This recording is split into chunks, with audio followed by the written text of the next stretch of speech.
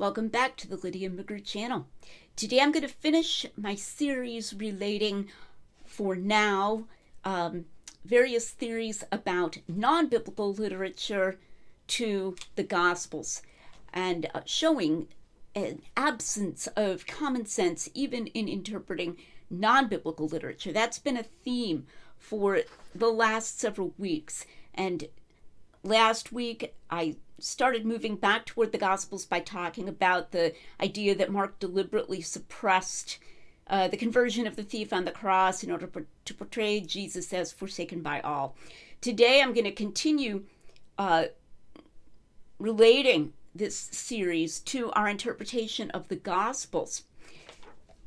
And I'm going to do that by mentioning two places where I, not being an inerrantist, think that there is a good faith error, or plausibly is, on the part of the gospel authors, Matthew in one case and Luke in the other case.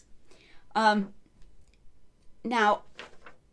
what I want to do is show how my approach to those passages connects better with traditional inerrancy through the medium of common sense explanations than either of us has in common with a more literary approach.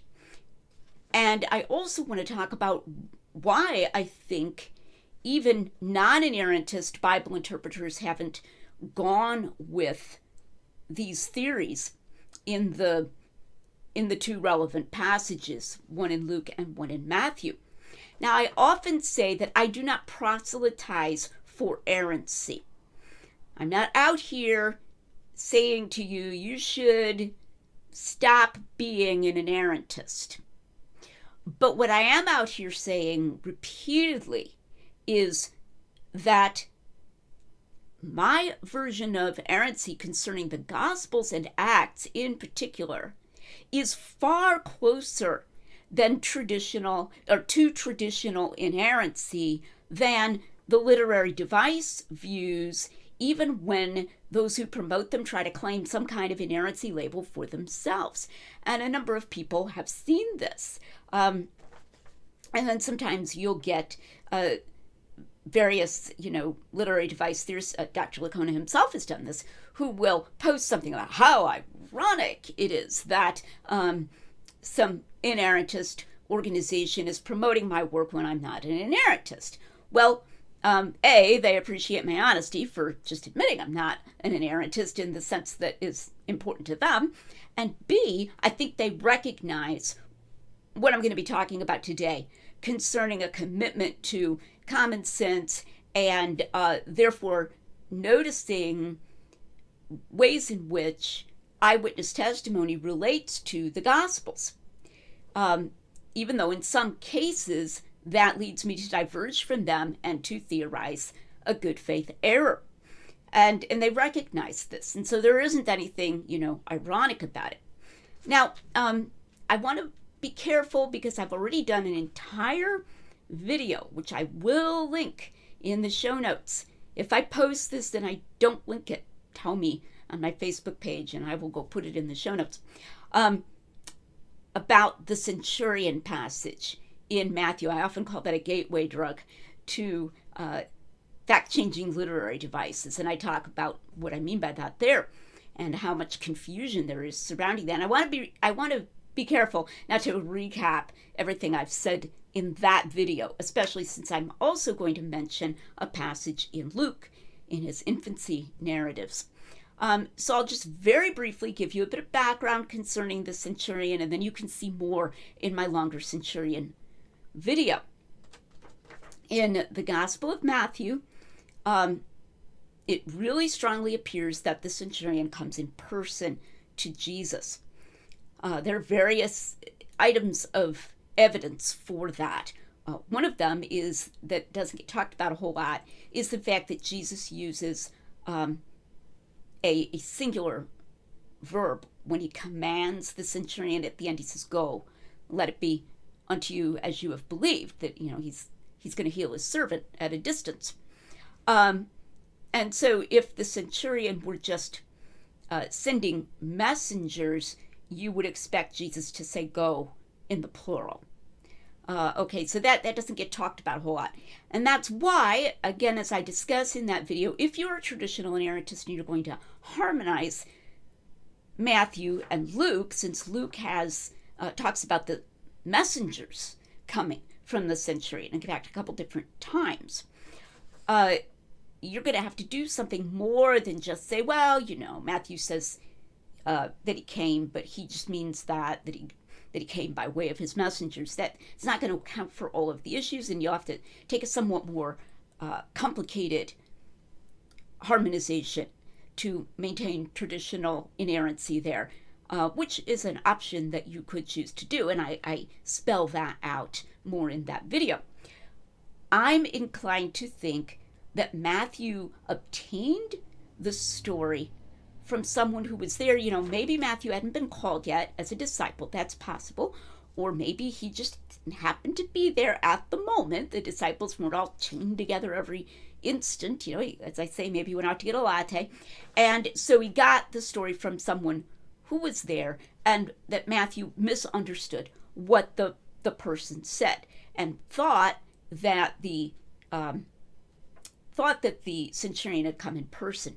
Now, what I'm doing here is a partial harmonization, though, between Matthew and Luke, because in Matthew there are sayings that Jesus says about the Gentiles that aren't even found in Luke. He says that many will come and sit down, many from the east and the west, meaning Gentiles, will come and sit down at the table, with the great fathers of Israel when the children of the kingdom are cast out. So, and that's not found in Luke. So that's evidence, actually, that Matthew did have some other form of information about what Jesus said there, because those things aren't found in Luke at all. And I'm saying, yeah, Jesus really said those. So that's a harmonization, right? I'm putting together the information in the two passages. But as far as whether the centurion was there in person or not, I think Matthew really does mean to imply that he was, and Matthew believed that, but in fact he wasn't. So it's a partial theory of error and a partial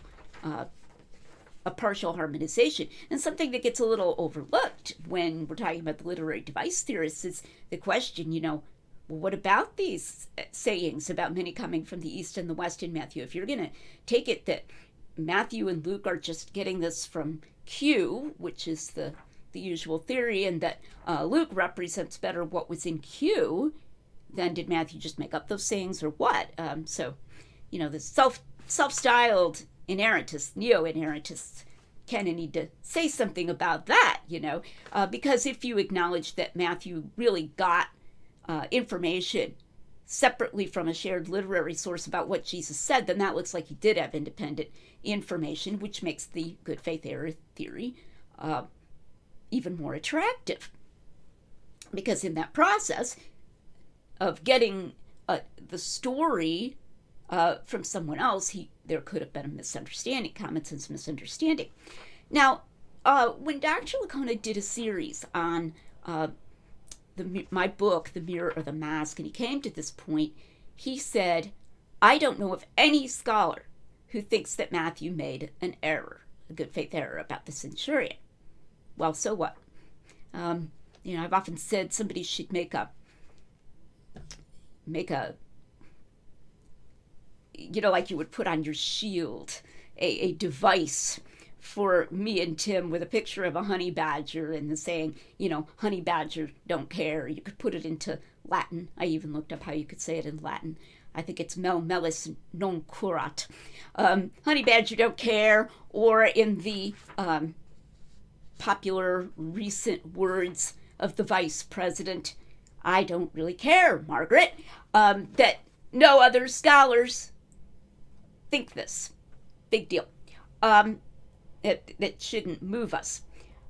And as I've emphasized, we don't have to accept as dictates from on high that, scholars think this, and so, shut up and stay in your place. We can actually look at the arguments, look at the evidence, and if you look at the evidence, there's really no reason to, just throw out and not consider that Matthew might have made a good faith error along the lines that I've talked about, and then been representing Jesus as speaking and using like the singular pronoun there, because he thinks he's really reporting the fact that Jesus was just speaking directly to the centurion.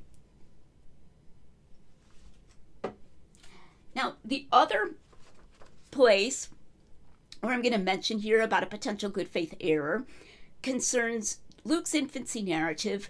And in fact, we've just passed Groundhog Day, which originated with the feast of the presentation of the baby Jesus and the purification of his mother Mary in the temple. That's what's celebrated. Nobody's saying it really happened on February 2nd, but that's February 2nd, which is also Groundhog Day. Just happened recently. And after Luke narrates that, and that story is unique in Luke. I mean, Luke's the only one who reports it, where Simeon says, "Now let your servant depart in peace," and so forth. And Anna also speaks of the baby and so forth. That when they had completed these things, they went to Nazareth, Jesus and his father and mother. And then the next story he tells is when Jesus is 12. They come from Nazareth to Jerusalem, and Jesus gets lost in the temple. So it's a very natural reading of that to take it that Luke did not know about the flight to Egypt. And, he doesn't say immediately, explicitly, but it's a very natural implicature of what he does say. Now, I think this is evidence that Luke did not have Greek Matthew, and that gets into a whole other thing. If Hebrew Matthew, looks like there was a Hebrew Matthew, it's referred to by some of the church fathers, or Aramaic. If that stood in the place that scholars now assign to Q, it looks like it didn't have stories about Jesus' infancy, and therefore, if Luke was depending on that and didn't have access to the story of the flight to Egypt, he might not have known about it. This takes us to the whole question of, if he was talking to someone really involved, which I think may have been Mary, why wouldn't she have mentioned it? We get this whole argument from silence. Surely she would have mentioned it.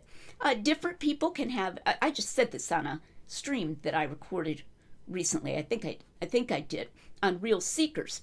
Different people have different ideas about what is required by, what you might call prudence to not mention. And it's possible that since the, Herodians were still ruling, okay, at the time when Luke and Mary plausibly might have been talking to one another there in the Holy Land, if she was still there, and Luke was there accompanying Paul, she might have felt like, I'm not gonna get into that thing about Herod the Great, slaughtering all the babies and so forth. Whereas someone to whom Matthew spoke, conjectural, possibly James, Jesus' brother, Joseph already being dead by that, maybe James didn't feel that way about it. Now, that doesn't mean that Mary lied. She could just go through the thing about the presentation in the temple, and then maybe they come back to talk the next day, and she says, now later, we were back in Nazareth, and when he was 12, we went to go to the temple, etc. And she just kind of picks up with that next story. And then Luke takes this to mean that they went back immediately, but she didn't actually say that. She just was leaving out the flight to Egypt. And as I say, even a break of their having a different discussion later could account for that. And then Luke just sort of bridges it with, when they had completed all of the things that, they went back to Nazareth, which is his understandable surmise. Nobody's deceiving anybody. Nobody's making anything up, but because, he hasn't heard about any other events taking place in between there, he understandably guesses that they went back to Nazareth right away. That's a good faith error. But notice that this is a very common sense type of thing. Now, as you probably know, the far more common scholarly thing is to say that Matthew made up the wise men. Matthew made up the flight to Egypt. Matthew made up the slaughter of the babies in Bethlehem. Like, all that stuff is just made up by Matthew, and that the reason that Luke doesn't know about it is because it never happened, right? Not that it happened, but Luke just didn't know about it, and then mildly erroneously surmised that they went back immediately after Mary's purification. That's the common critical view. And Robert Gundry, who was thought of as an evangelical, although very questionable at that point what his right was to this title, he definitely held that. He misused the word midrash to say that Matthew had made up all these things. He even went so far as to say that the slaughter of the innocents was Matthew's midrashic alteration of, midrashic alteration of the sacrifice of the turtle doves in the temple, where Jesus' parents take turtle doves. I mean, what? And of course the wise men were a so-called midrash on the shepherds and so forth. I mean, it's just ridiculous. So that's a much more, let's just say, literary alternative than this idea about Luke making a good faith error. Okay, now, but what's surprising is that these good faith error ideas are not more popular among people who don't want to claim to be inerrantists. Okay, now, I mean, Robert Gundry strove to be considered an inerrantist and maintain his membership in the Evangelical Theological Society. Dr. Lacona insists he's an inerrantist, though at least now he says he's not a traditional inerrantist. It's some kind of flexible inerrancy or something like that. I suppose that's progress a little bit in the direction of clarity about what we're talking about here. So, you sort of get why people who want to be considered inerrantists are reluctant to just say so-and-so made a mistake, because that sounds... you're just calling it an error. Whereas if you call it a midrash or you call it a compositional device or whatever, then it doesn't sound like an error, even if the information that's put in there is completely false and invisibly false. It looks like it's what really happened. It's narrated as if it's historical, very, very clearly, and yet it didn't happen. I mean, it's ridiculous to say that's not an error. So there's some verbal waffling going on here. But okay, we get why if you want to say you're not an inerrantist, you're not going to use the word error. But why is it that, in fact, and Lacona may be right about this, that I've certainly never found any counterexample, for what it's worth, that there aren't secular scholars or, mainstream scholars who don't claim the inerrantist label at all, who say, hey, maybe Matthew just thought that the centurion came in person, and this is how that could have happened, and just made that minor good faith error. Or maybe, all the stuff in Matthew about the infancy really could have happened. I mean, obviously, if you're a mainstream scholar, you're not going to believe in a miraculous star, but that at least the reason that Luke doesn't record them could be not because, not because Matthew made them up, like Matthew may have genuinely believed in them, but just because Luke didn't hear about them through this ordinary means. Okay, why not go with that? That would be consistent with a more mainstream or more liberal scholarly approach. Okay, to go with a good faith error made through common sense channels.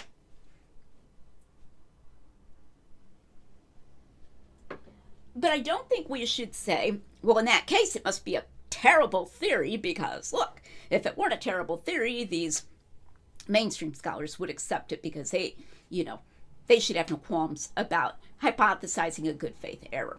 Okay? But I think our survey over the last several weeks of secular scholarship apropos of secular literature non-biblical ancient literature, Plutarch, Cicero, Sallust, etc., etc., should have shown that there's more going on here, and that even when there's nothing involved concerning religion, scholars can have scholarly biases that are problematic. It's not as though an anti-supernatural bias is the only kind there could be, and if somebody doesn't have that, he's probably being careful. Or if someone's working in an area where those issues don't even come up, then if he's very prominent, like Christopher Pelling, we should just accept what he thinks. If he thinks that Plutarch totally made up a conversation in a tent, and so forth, and had no, independent evidence for that. Okay, we don't need to accept that, because we've seen those scholars using bad methodology even in these secular places, and it's very important. So let's see how that carries over to these two cases I've just laid out, plausibly carries over. A preference for literary theories over more what you might think of as boring, commonsensical theories. Remember that Pelling seems to think that Plutarch made it up that Pompey came in person to court to offer a testimonial in favor of his friend, which was illegal.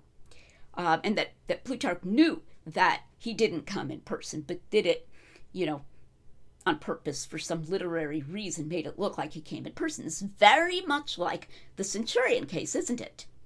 But why not say that Plutarch just made a mistake? And I talk about this in The Mirror of the Mask. I talked about this a few weeks ago, that even if the two different lives of Plutarch were written like around the same time, like within a year or two, he could have gained new information. He could have sincerely thought that he came in person, and then learned, okay, he was, he sent it in. He sent the speech in instead of coming in person. That doesn't have to take a long time. So that could have been a good faith error, that Pompey came in person. Why doesn't Pelling accept that? Well, I think that there's just a general preference for these literary change theories. They look more interesting to the scholars. They look more exciting to the scholars. And I would even say that this is a pathology of the humanities generally, is a preference for more complex theories over simpler theories, where the simpler theories just seem dull. Okay? And the more complex theories are literary. And so they're exciting, and they look more scholarly to these people. And I think once you've seen enough examples of that, you begin to recognize that is a real bias within the field. Same way with Matthew. All right, so I think that mainstream gospel scholars, even if they aren't like ideologically committed to saying Matthew never made a good faith error, like why would they be if they're not inerrantists, nonetheless are going to have a preference for a more literary theory, like he deliberately changed it to make it look this way, to shorten his story, etc., etc. Although, as I've pointed out, he could have shortened the story without making it look like the Centurion came in person if he knew that he didn't. All right. Second reason is the assumption based on an argument from silence that there was only one source at most that had any connection to the facts that lies behind two different story versions of a given story. All right, we saw this recently with Pelling when we dug into Pelling's reason for thinking that Plutarch made up the tent and Trebonius and Antony talking in the tent, and like exactly when it happened, what journey it was on, and so forth. And that you looked into his reasons, which Dr. Lacona says he doesn't know. I don't know what his reasons are, but, he's the most eminent classicist. Okay, well, we can go see.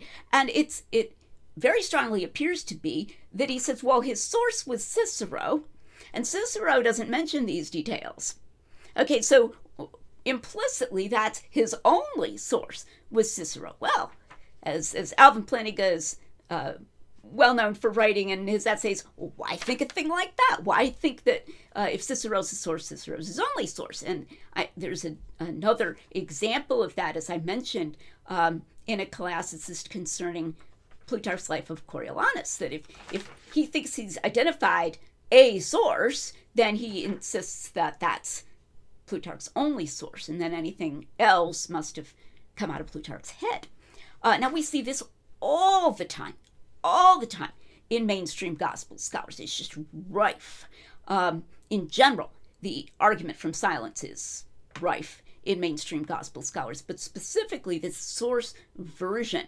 So if something is in Mark and Matthew, then it's, well, Matthew got the story from Mark. In fact, Dr. Lacona himself has stated this. He got the story from Mark. Or what we see that Matthew appears to be using Mark, and then the assumption is that anything else that's added,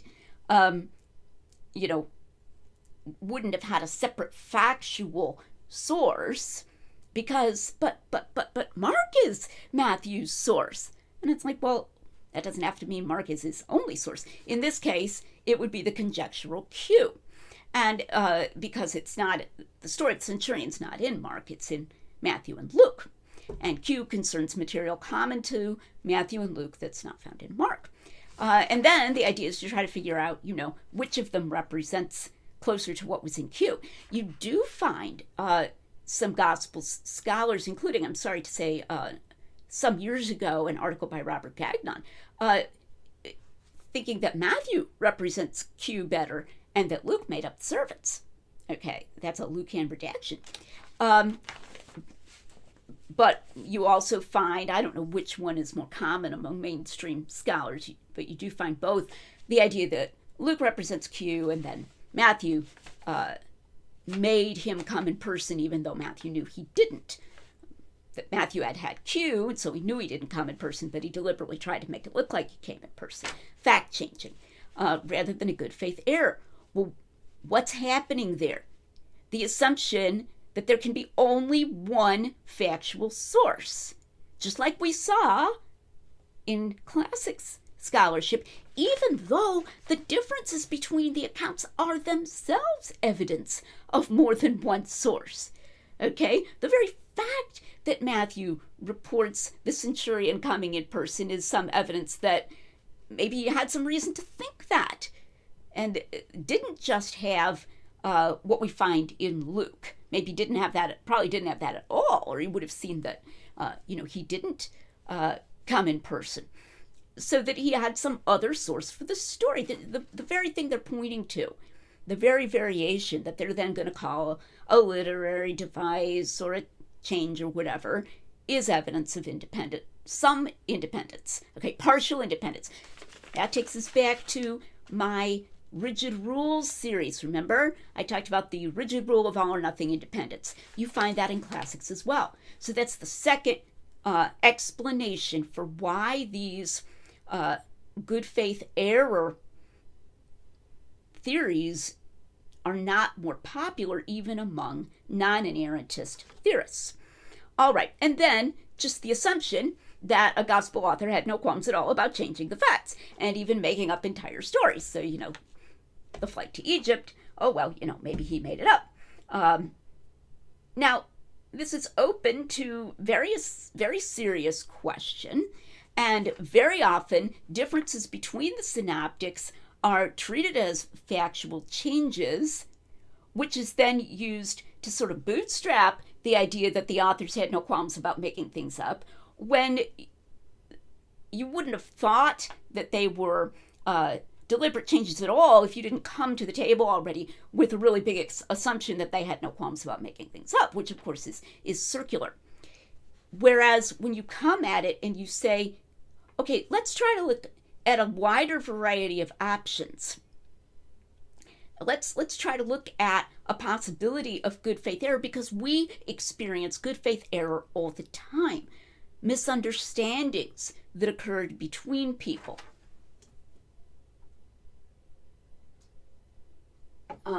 Assumptions that one thing happened right after the other when the other person didn't really say that, and so forth.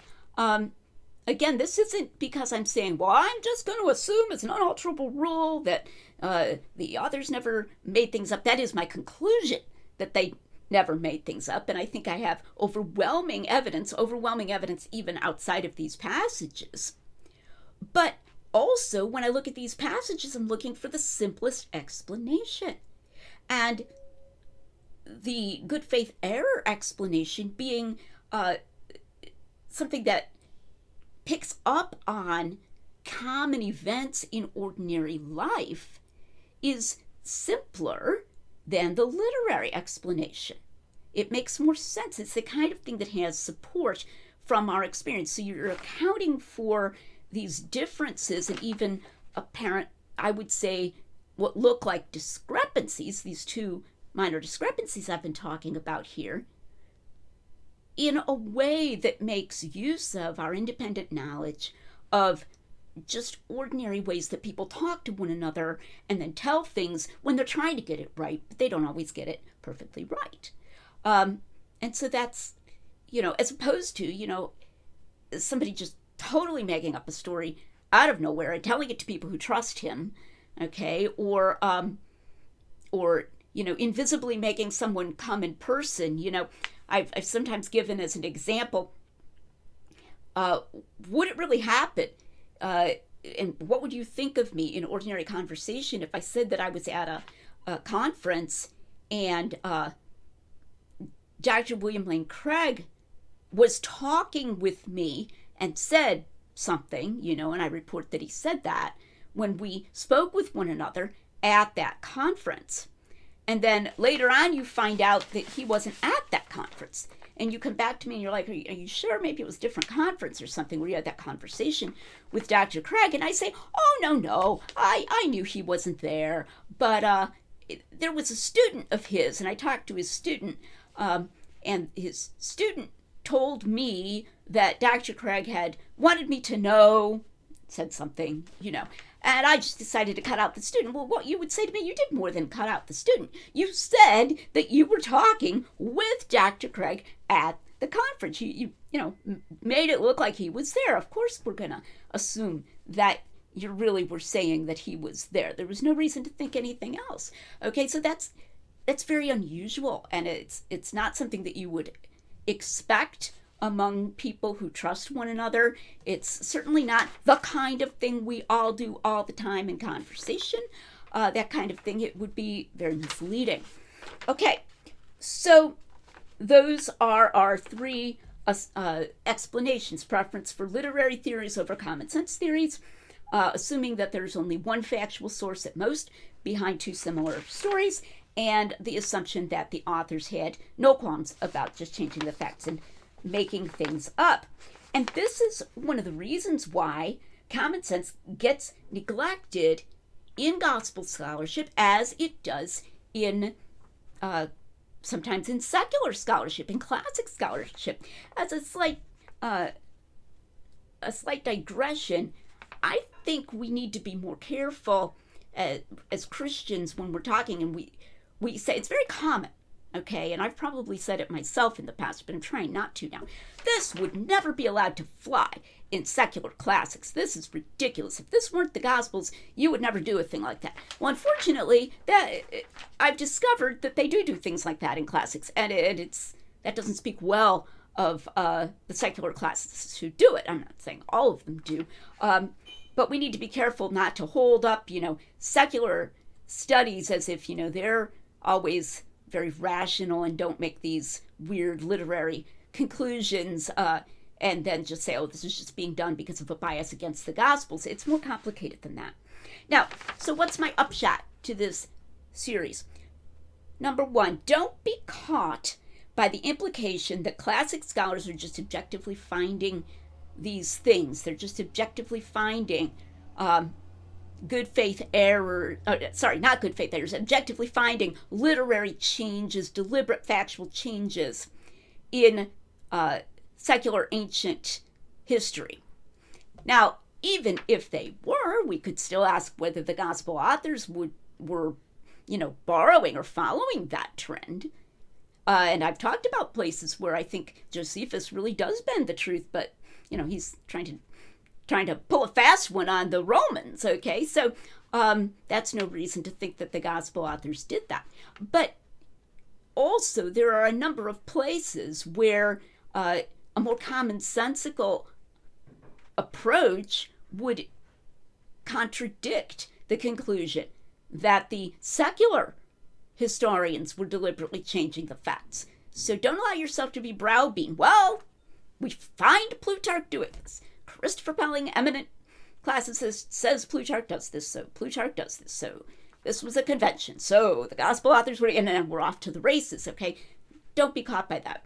And we've seen now that they're not always being reasonable in their interpretation of these non-Christian histories. And then, secondly, the errantist of my variety and the traditional inerrantists share a focus on common sense explanations. And it's that very common sense nature that is rejected by both literary device theorists who claim to be evangelicals and by mainstream scholars. They prefer, and they've got it all switched around as to which is more plausible, and they think it's more plausible that the authors are doing these highly literary things. So my type of errancy has more in common with traditional inerrancy than either of us has with the literary theorists, whether in gospel scholarship or in classics. And I think that's really something that's worth pondering on. You can read chapter 4 of The Mirror or the Mask for more on that theme. Okay, not sure what I'll be doing next time, but please come back to the Lydia McGrew channel where we're making common sense rigorous.